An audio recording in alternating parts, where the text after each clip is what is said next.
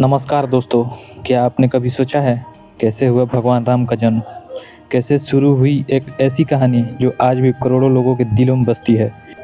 यह है बालकांड, जहाँ से शुरू होती है त्याग और धर्म की महान गाथा।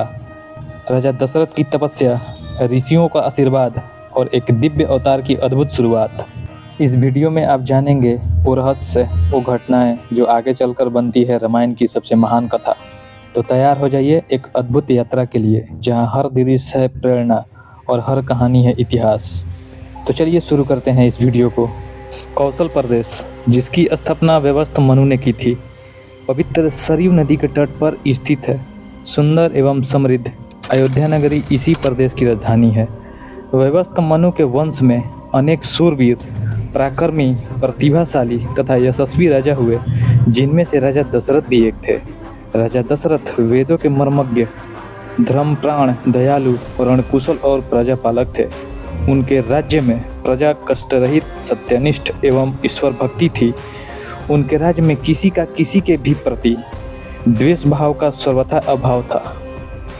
इसके बाद एक दिन दर्पण में अपने कृष्णवर्ण केशों के मध्य एक श्वेत रंग के केश को देखकर महाराज दशरथ विचार करने लगे कि अब मेरे यौवन के दिनों का अंत निकट है और अब तक मैं निसंतान हूँ। मेरे वंश आगे कैसे बढ़ेंगे तथा किसी उत्तराधिकारी के अभाव में राज्य का क्या होगा। इस प्रकार विचार करके उन्होंने पुत्र प्राप्ति हेतु पुत्रएष्टि यज्ञ करने का संकल्प किया।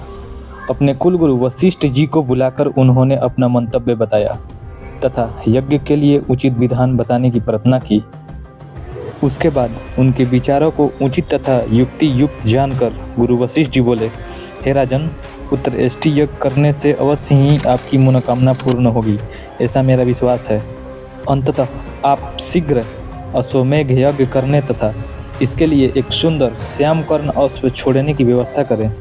उसके बाद गुरु वशिष्ठ की मंत्रणा के अनुसार शीघ्र ही महाराज दशरथ ने सरयू नदी के तट पर सुसज्जित एवं अत्यंत मनोरमा यज्ञशाला का निर्माण करवाया तथा मंत्रियों और सेवकों को सारी व्यवस्था करने की आज्ञा देकर महाराज दशरथ ने रानीवास में जाकर अपनी तीनों रानियों कौशल्या, कैकेयी और सुमित्रा को यह शुभ समाचार सुनाया।